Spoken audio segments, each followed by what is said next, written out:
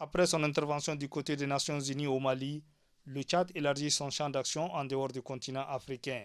C'est dans cette optique que 1500 soldats du bataillon multidimensionnel de sécurité des Nations Unies sont formés durant 4 mois au centre d'instruction de l'ANT de Moussoro pour être déployés.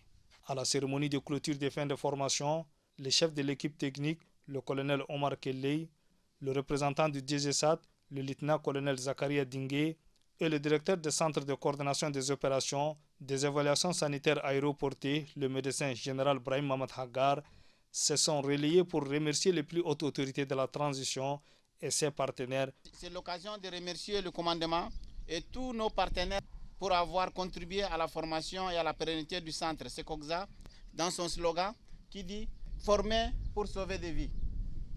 Ralph Hubert, chef d'équipe GPO, s'est dit fier de cette session de formation qui renforce davantage la capacité technique et militaire des soldats d'être toujours prêts.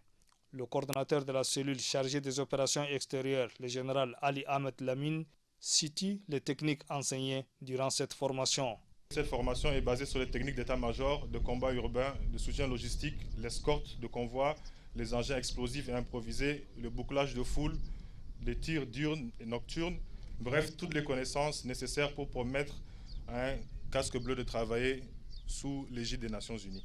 Après avoir cité la position du gouvernement du Tchad dans le maintien de la paix aux côtés des Nations Unies, le chef d'état-major général des armées premier adjoint, le général Ali Ahmed Akhabash, donne des orientations aux contingents.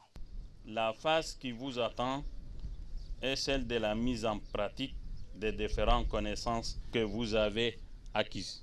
Vous allez l'exercer dans le respect des droits humains, des règles d'engagement et des mandats de la mission qui vous sera confiée.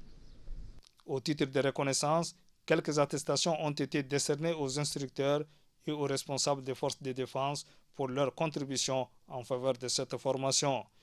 Une démonstration du combat de niveau 1 en milieu urbain pour libérer les otages a mis terme à la cérémonie.